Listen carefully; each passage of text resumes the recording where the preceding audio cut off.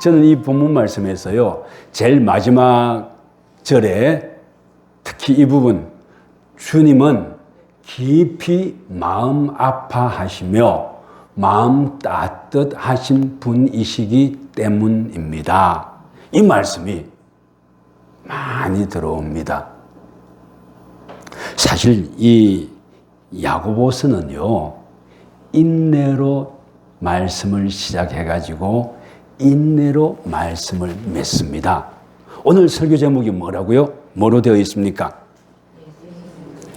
예수 공동체의 삶 방식 하나라고 했습니다.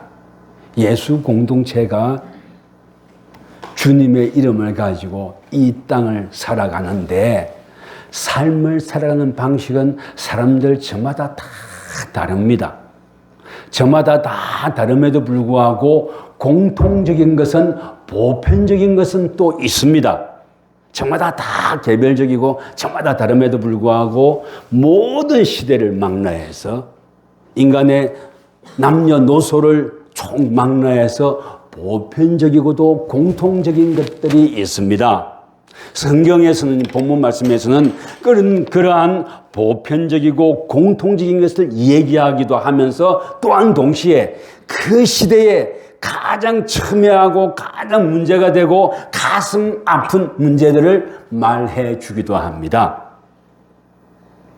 서기 1세기 50년에서 60년 사이에, 아니요 40년에서 60년 사이에 예수 그리스도를 구주로 고백하고 살아가던 사람들, 이때는요 아직 이방인들에게 복음이 전해지지 않았기 때문에 어떻게 보면 유대 한민족이 예수 그리스도를 구주로 고백하는 공동체라고도 말할 수 있습니다. 유대 민족이, 이스라엘 백성들이 말입니다. 근데 이 이스라엘의 백성들이 그 삶이 보면은요 고단하고 신선하기 짝이 없어서요. 저것들은 도대체 어떤, 믿지 않는 용어를 빌린다면 전생에 도대체 어떤 문제가 있었길래 현실의 삶을 살아가는 것이 그렇게 고단하고 팍팍하고 힘들까 하는 이런 생각이 들 정도로 이스라엘 백성들은 삶을 살아가는 것이 폭폭하고 고단했습니다. 그것은 오늘날에도 마찬가지예요.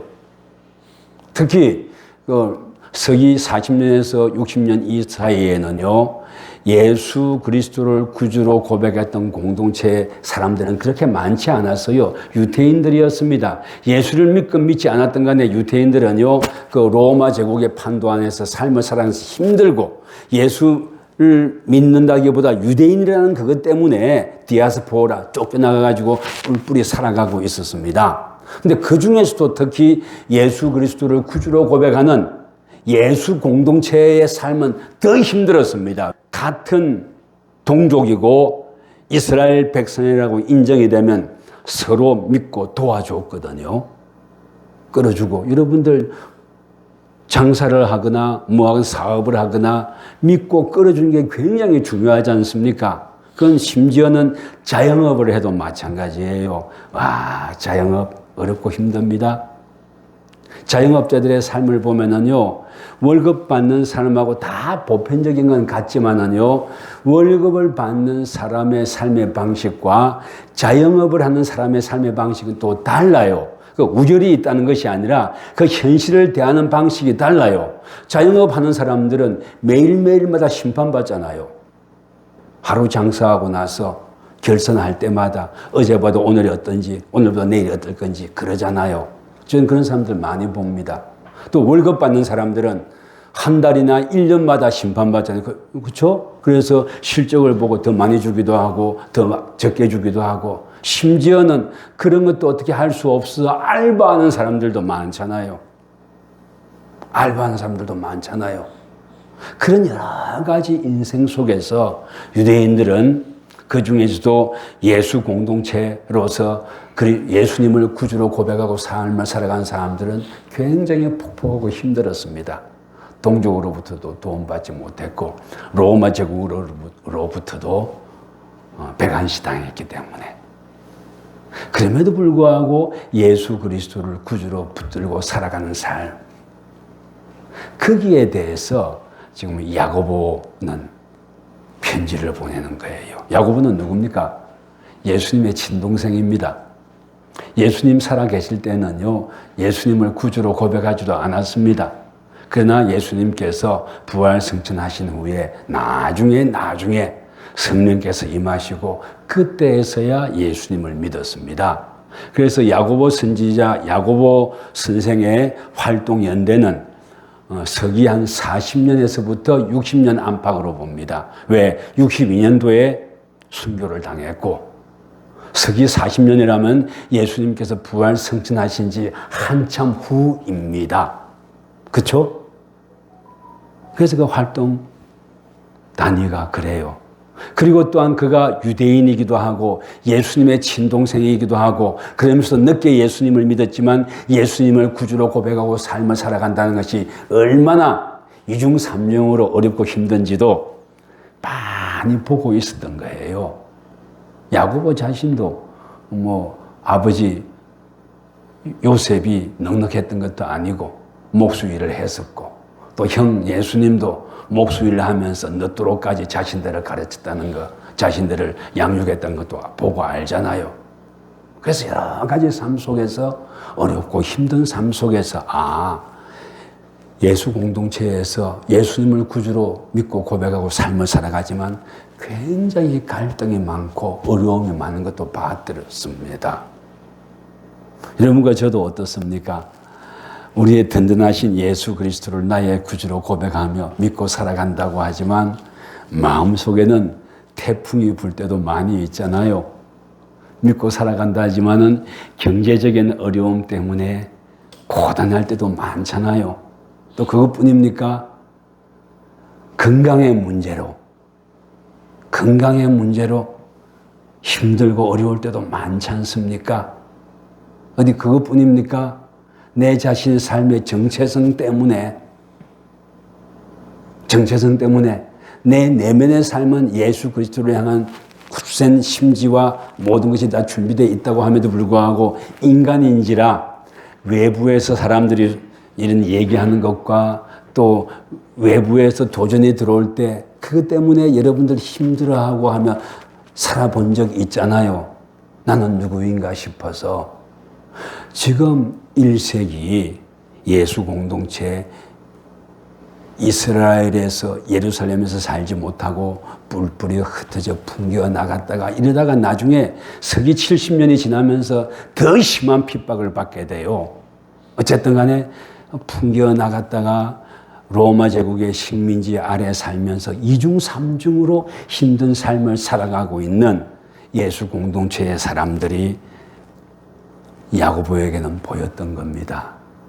그리고 그 공동체들에게 편지를 보내는 거예요. 그래서 수신자들은 모든 이스라엘 백성들이 아니라 유대인이면서 예수님을 구주로 고백하고 삶을 살아가는 사람들입니다. 오늘날에도 이 야고보가 보낸 편지가요, 세상 전체 사람들에게 보내는 편지가 아니라 예수를 구주로 고백하고 삶을 살아가는 그리스도인들에게 보내는 편지이기도 합니다. 이 야고보서를 보면은요, 그 시대의 세계상이 그대로 다 전해져 있어요. 부자와 가난한 사람 사이의 관계, 또 상류층과 하류층 사이의 관계, 요즘 말로 하면은 뭡니까? 금수저와 흙수저와의 관계. 그것도 있지만 더 분명하게 말해주는 것은요, 예수 그리스도를 구주로 고백하면서 믿음의 삶을 가지고 삶을 살아가는 예수 공동체 안에서의 성도들의 삶에 대한 관심이 압도적으로 큽니다. 여러분들, 주님을 구주로 고백하고 살아가면 아무 갈등 없습니까? 예수님을 나의 구주로 고백하고 살아가면 세상에 나갔다 상처 입었다가 다시 주님의 몸된 교회로 와서 예배드리고 하면 모든 것이 다 해결됩니까? 그리고 나의 모든 고난이 다 싹 사라집니까? 그렇지 않잖아요. 교회라고 찾아왔지만 알력도 많고 힘든 것도 많잖아요. 이러한 사실을 아주 명약관하게 보여줍니다. 그래서 야고보는 왜 썼는가 했는데요. 볼까요? 야고보서 3장 13, 14절을 한번 읽어 주십시오. 너희 중에 지혜와 총명이 있는 자가 누구냐? 그는 선행으로 말미암아 지혜의 온유함으로 그 행함을 보일지니라. 그러나 너희 마음속에 독한 시기와 다툼이 있으면 자랑하지 말라. 진리를 거슬러 거짓말하지 말라. 예, 독한 시기와 다툼이 있으면이라고 했어요.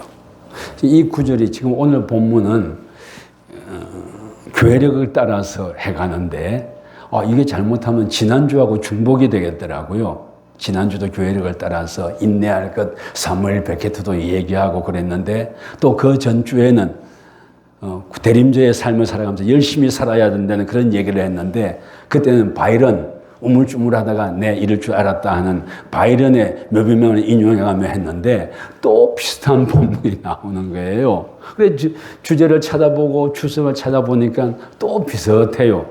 비슷하지만 다릅니다. 모든 세계 인류 보편적인 공동체에게 말하는 것이 지난주와 그 전주라면 오늘의 본문 말씀은 예수 그리스도를 구주로 고백하고 살아가는 사람들에게 주시는 말씀이에요. 너희들이 예수 그리스도를 구주로 고백하고 살아가면 여러분과 저는 당연히 독한 시기와 다툼 없고 어려움 없고 우리끼리 다 따뜻하고 잘 살 것 같잖아요. 근데 야고보 선생이라고 합시다. 야고보는 사도도 아니고 예수님의 친동생이었기 때문에 마땅한 호칭이 잘 없어요. 근데 또 이 야고보 선생은 예수님의 동생이기도 하니까 예수 그리스도를 구주로 고백하고 살아가는 예수 공동체 내에서 예수님의 이름으로 그 시대의 교훈과 그것을 줄 만한 권위를 인정받았던 사람이기도 합니다. 그리고 또 이 사람은요, 철저하게 유대인이고 율법을 잘 지키던 사람이에요. 그래서 그런 마인드에다가 예수 그리스도의 복음이 아주 늦게 다른 예수님을 열심히 믿고 사도 바울 같으면 예수님이 부활 성천하신 이후에 다메섹으로 예수 믿는 사람 잡으러 가다가 예수 믿었잖아요. 근데 그 사도 바울도 이 야고보보다는 예수님을 먼저 믿은 것 같아요. 자기 고집이 있고 어릴 때는 예수님 내가 봤는데 네가 무슨 구주냐 하는 이런 생각이 있었을 수도 있어요. 어쨌든 간에 그런 여러 가지 갈등과 인간적인 아픔 또 인간적인 연약함을 야고보 선생은 누구보다도 잘 알 수 있었던 거예요. 예수님의 친동생으로 살아가면서 또 예수님을 믿고 난 이후에 교회 생활을 하면서 그 갈등과 어려움을 누구보다도 잘 알았던 거예요. 그래서 그런 갈등과 어려움이 있으니까 그러니까 너는 안 돼! 이런 말을 하는 것이 아니라 그러니까 우리 주님을 바라봅시다. 아멘. 왜 주님을 바라봅시다 그러는 겁니까? 파루시아라고 합니다. 예수 그리스도께서 오실 것입니다. 아멘. 재림이라고 합니다. 또 그걸 두고 종말이라고 합니다. 예수 그리스도께서는 오십니다. 오실 그분께 우리의 소망을 떼어 살아갑니다. 아멘. 지금 우리 삶을 살아가고 예수님이 오실 거라고 믿고 열에 들떠서 살았는데 10년이 지나도 이 당시 초대교회는요, 예수님이 금방 재림하실 줄 알았습니다. 그래서 그냥 오늘 내일 오실 줄 알고 기다렸는데 10년이 지나도 20년이 지나도 심지어는 2000년이 지나도 아직 오시지 않았어요. 2000년이 지나도. 그러면 2000년이 지나도록 기다린 우리의 기다림은 뭐란 말입니까? 그리고 초대교회에 말씀을 한번 읽어주실랍니까? 8절 한번 읽어주십시오. 8절. 너희도 길이 참고 마음을 굳건하게 하라. 주의 강림이 가까우니라. 아멘. 전쟁 같은 삶이라고 했어요. 다른 번역에 보면 여기 전쟁이라는 용어, 그 성도들끼리 다투는 거 전쟁이라는 용어를 쓰고 있어요. 전쟁 같은 삶. 그래서 너희도 길이 참고 마음을 굳건하게 하라. 주의 강림에 가까움이라. 아멘. 이 당시 초대교회 사람들은요, 그 전쟁 같은 삶 속에서 예수 그리스도의 재림하신다는 그게 유일한 소망이었던 거예요. 그걸 붙들고 살아가 달라고 부탁하는 겁니다. 안 오는데 어떻게 하느냐고요?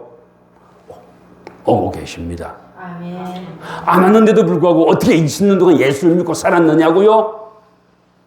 그게 성령의 임재하심 따라서 주님께서 오실 거라는, 임재하실 거라는 이런 소망이 영원히 살아있기 때문에 2000년을 버틴 거예요. 아멘. 오늘날 우리 종말론이 없다고 합니다. 예수 그리스도를 구주로 고백하고 살아가고 있음에도 불구하고 우리 삶에 기쁨 없고 전쟁 같은 삶이라고 합니다. 그래서 미래의 소망이 없다고 말합니다. 그러나 야고보 선생은 그렇지 않습니다. 우리에게 소망이 있습니다. 그리고요, 여러분들 어떡합니까? 살아보면 고단하고 힘들 때 밖에 나가서 돌 던집니까? 요즘은 가끔 그런 사람들도 있던데, 여러분들 고단하고 힘들면 밖에 나가서 돌 던집니까? 아니면 옆에 있는 남편이나 마누라한테 괜히 흘려보고 그럽니까? 어떻게 해요? 남편이 제일 원망스럽고 이놈은 마누라가 제일 싫죠. 저 애들만 없으면 내가 어떻게 하면 훔치고 뛰어볼 텐데, 원망이 누구에게로 쌓입니까? 제일 가깝고 제일 믿을 만한 사람에게 원망이 쌓입니다. 그래요. 그건 교회도 그렇습니다. 누구에게 원망이 쌓입니까? 내 옆에 앉아서 같이 예배드리는 사람에게 쌓이죠. 나는 이렇게 하는데 쟤는 뭐야? 이런 마음이 들고. 그렇지 않습니까? 이게 도대체 뭐야? 하는 말씀이 들고, 또 시험 들면 목사님의 말씀이 귀에 안 들려요. 원래가 라프가 형성되고 좋으면 귀에 들리는데 예배 드리고도 예배 드리는 게 개운하지가 않아요. 왜 그런 겁니까? 목사님의 말씀이 귀에 안 들린다는 뜻이 뭔지 압니까? 에도 불구하고 말씀의 귀를 열고 듣고 말씀 따라 살아가겠다는 그런 깊은 소망이 있기 때문에 목사님의 말씀이 귀에 안 들려요 라고 말하는 거예요. 그게 목사가 전능해서 그런 거 절대 아닙니다. 목사가 전하는 말씀이 은혜가 있어 절대 아닙니다. 성령께서 역사하시기 때문입니다. 아멘. 그래서 지금 말씀을 보면은요, 굳건하라 주의 강림이 가까우니라. 강림, 바루시아. 오늘 말씀이 길어지겠네. 바루시아. 이 바루시아 뜻이 뭐냐면은요, 서기 1세기 로마 제국이 세상을 다 제패하고 있는 때입니다. 그래서요, 그 황제가, 로마 황제가 어떤 지역에 한번 가면은 그걸 두고 바루시아라고 불렀습니다.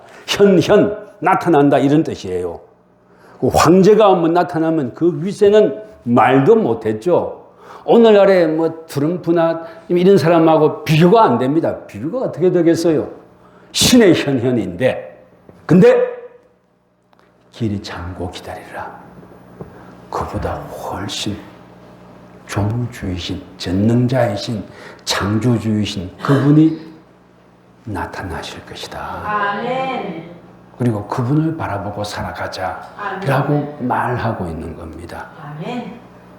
그래서 너의 마음을 완고히 하지 말고 주님을 바라보며 살아가자 이렇게 얘기하고 있는 겁니다. 그래서요, 예수 공동체의 삶 방식 하나라고 했습니다. 그 방식 하나에는 인내인 거예요. 야고보서는 인내를 말합니다.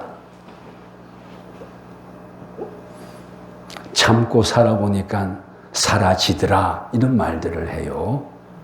참고 살아보니까 참고 살아보니까 사라지더라 하는 말 맞는 말입니다. 믿지 아니하는 사람들도 참고 살아보니까 사라지더라 그랬는데, 바루시아 예수 그리스도의 지금 대림절 다시 오심을 기다리는 여러분과 저 믿고 살아볼만 하지 않습니까? 그죠? 믿고 살아볼만 하지 않습니까? 분노나 낙심이나 좌절이나 이런 거 다 내려놔 버리고 주님을 바라보며 살아볼만 하지 않습니까? 저는 주일날 아침에는요, 일찍 일어나서 준비 많이 하고 한 4바퀴쯤 돌아요. 오늘은 제가 바빴는지 세 바퀴밖에 못 돌았어요. 돌면서 말씀을 계속 머릿속에 묵상하며 도는데 오늘 보니까 어제 비가 왔지만 아침에 찬바람이지만 해는 떴고요. 바람 불면은 이제 은행잎은 거진 다 날려간 것 같아요. 그렇지만 낙엽은 많이 쌓여 있고 햇살이 이렇게 내리쬐는데 이마저도 살아볼만 하지 않은가? 오늘 하루 주님께 주셨는데 열심히 살아볼만 하지 않은가?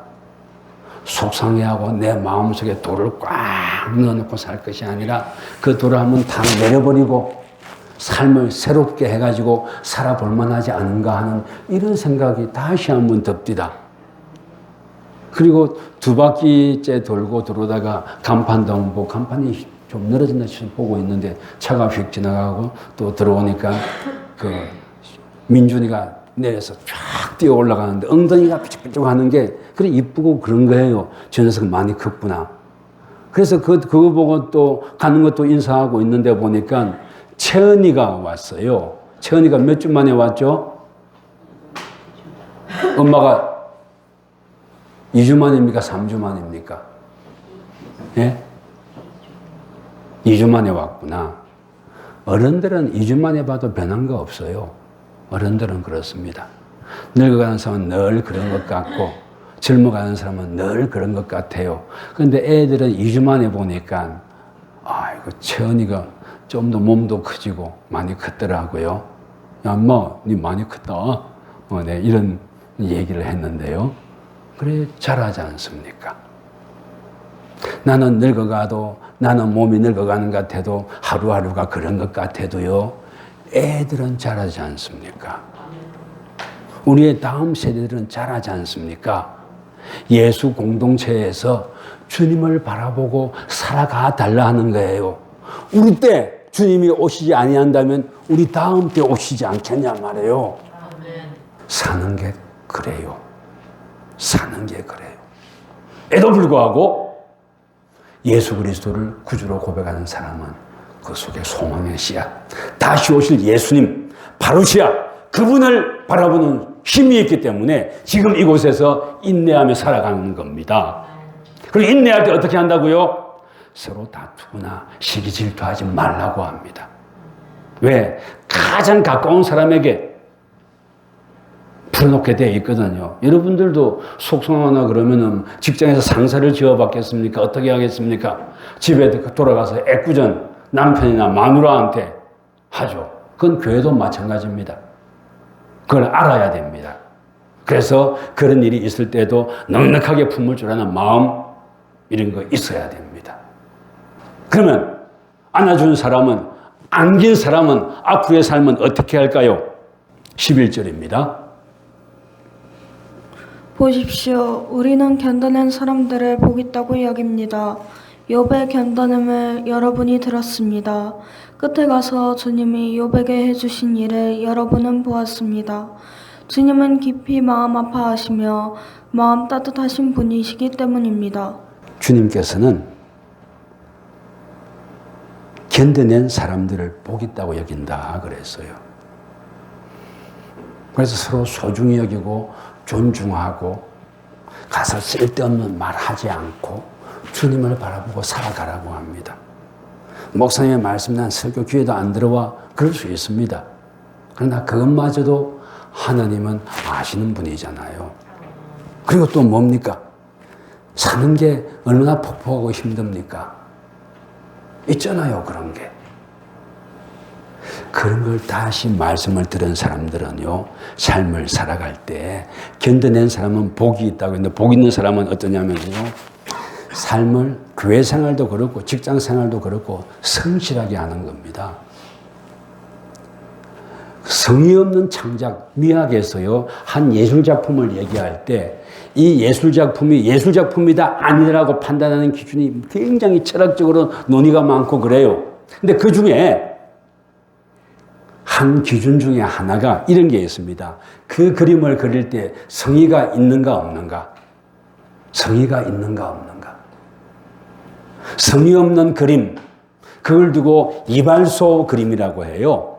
이발소에 가보면 그림을 막 범선이 항해하고 새가 날고 파도가 치고 하는 그런 그림들이 있어요. 옛날에 그걸 이발소 그림이라고 했는데 이발소 그림의 뜻이 뭐냐면 한 폭 한 폭 신경 써서 나의 온갖 것을 짜넣어가지고 내 인생관에 뭐 아픔, 고백, 고뇌 다 담아서 만들어지는 그림이 아니라 그림을 기다랗게 해놓고 용지를 기다려놓고 거기에 하늘색 쫙 칠하고 바다색 쫙 칠하고 그리고 갈매기 점점점점 찍고 그리고 배 몇 개 들고 뚝뚝뚝 잘라가지고 액자에 넣은 그림을 두고 이발소 그림이라고 그래요.